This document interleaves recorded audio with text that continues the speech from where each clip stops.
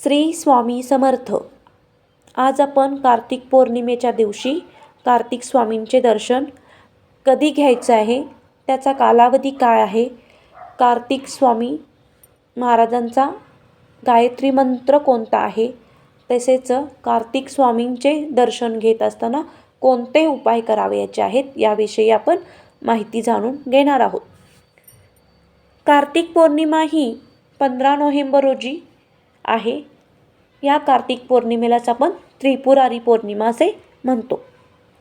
कार्तिक पौर्णिमेला कार्तिक स्वामींचे दर्शन घेतले जाते. कार्तिक स्वामी हे दक्षिण दिशेचे स्वामी आहेत. या दिवशी कार्तिक स्वामींचे दर्शन घेत असताना कार्तिक स्वामींचे कालावधी हा ठरलेला असतो. तर यावर्षी 15 नोव्हेंबर रोजी शुक्रवारी कार्तिक स्वामींचे दर्शन घेण्याचा कालावधी हा 9:55 मध्यरात्री 2:58 कालावधी आहे. म्हणजेच कार्तिक स्वामींचे दर्शन घेण्याचा कालावधी हा 5 तास 3 मिनिटापर्यंत आहे. तसेच ज्यांना कार्तिक स्वामींचे दर्शन घ्यायचे आहे त्यांनी आपल्या जवळ जर कार्तिक स्वामींचे मंदिर असेल तिथे जाऊन आपण कार्तिक स्वामींचे दर्शन घेऊ शकतो, किंवा जर आपल्याला ते शक्य नसेल तर आपण स्वामी समर्थ केंद्रातील तिथे फोटो ठेवला असेल तर तिथे कार्तिक स्वामींचे दर्शन घेऊ शकतो. आपण दर्शनाला जात असताना कार्तिक स्वामींना आपण हार, नारळ, खडीसाखर देऊन त्यांचा सन्मान करून यायचा आहे.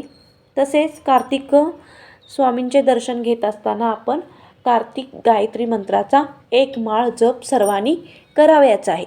तर तो कोणता जप आहे ते पाहूया. ओम तत्पुरुषाय विद्महे महासेनाय धीमहि तन्नो षण्मुख प्रचोदयात्. परत अनेकदा मंत्र सांगते. ओम तत्पुरुषाय विद्महे महासेनाय धीमहि तन्नो षण्मुख प्रचोदयात्. या मंत्राचा 108 वेळा म्हणजेच 1 माळ जप करायचा आहे. तसेच कार्तिक दर्शनाच्या म्हणजेच कार्तिक पौर्णिमेच्या रात्री चंद्रोदयाच्या वेळेस पार्वती, संभूती, प्रीती, संतती, अनुसया व क्षमा या 6 कृतिकाचे स्मरण करून स्वतःच्या घराच्या प्रवेशद्वाराच्या मागील बाजूस अष्टगंधाने कार्तिकेय, खडगी, वरुण, हुताशन व सशुक अशी नावे लिहावीत व त्या नावांची पंचोपचार पूजा करावी. यामुळे असे केल्यामुळे आपल्या घरामध्ये धनधान्य, शौर्य, धैर्य वाढीस लागते असे ब्रह्मांड पुराणात सांगण्यात आलेले आहे. तसेच कार्तिक स्वामींचे दर्शनाला जात असताना आपण काही उपाय करायचे आहेत. तर ते कोणते उपाय ते पाहूया. कार्तिक स्वामींच्या दर्शनाला जात असताना आपण 2 मोरपीस घेऊन जायचं आहे. तर ते 2 मोरपीस मंदिरात घेऊन गेल्यानंतर ते 2 मोरपीस आपण कार्तिक स्वामींच्या फोटोजवळ ठेवायचं आहे किंवा मूर्तीजवळ ठेवून त्यातील 1 मोरपीस कार्तिक स्वामींना अर्पण करायचा आहे आणि दुसरा मोरपीस आपण आपल्या घरात आणायचा आहे. व ते मोरपीस जिथे आपल्या घरातील मुले अभ्यास करतात त्यांच्या समोरच्या भिंतीवर ते मोरपीस लावावे, किंवा ते मोरपीस आपल्या घरातील दक्षिण भिंतीवर चिटकवावे व त्यांची पंचोपचार पूजा करावी, किंवा ते मोरपीस आपल्या तिजोरीमध्ये ठेवावे. त्यानंतरचा उपाय आहे 10 रुपयेच्या नोटेचा उपाय.